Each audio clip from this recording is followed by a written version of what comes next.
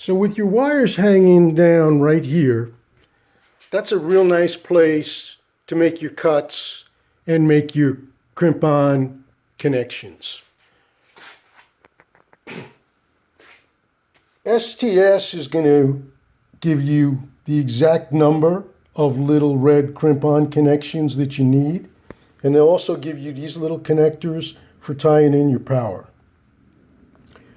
I didn't use those connectors for tying in my power because my power needed 2 feeds, and I prefer to use the butt connections anyway.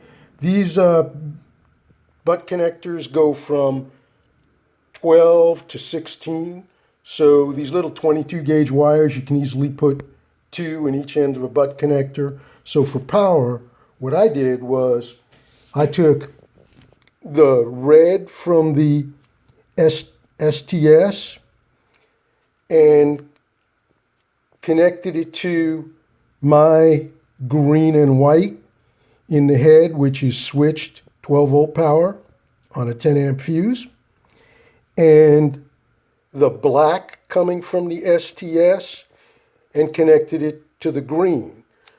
I cut off these end connectors provided from STS, and then I bugged those 2 wires together with the wires that feed my USB charger and put 2 in one end of a bullet connector and 2 in the other end of a bullet connector, and connected 2 new made up bullet connectors together, and now I had 12 volt switch power to supply 2 additional accessories, an STS control module and my new USB chargers. So this is where a lot of people on the website have been running into trouble. What you need to do is take the wires coming from the turn signal switch and cut them before anything takes off, which is the bullet connectors that I talked about before inside the headlamp, which are orange and light blue, go to the signal lights on the front of the bike.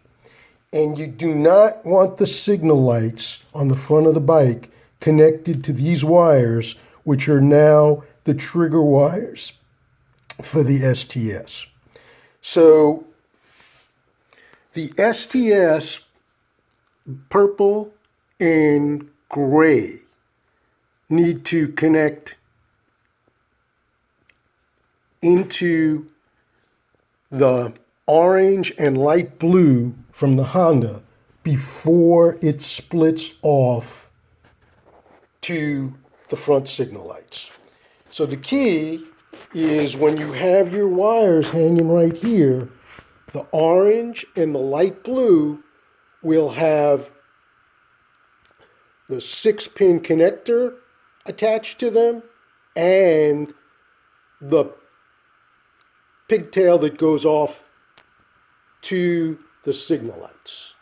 So you need to cut the orange and the light blue before that splice so the signal light is on the output of the STS. So that's pretty much all I wanted to show.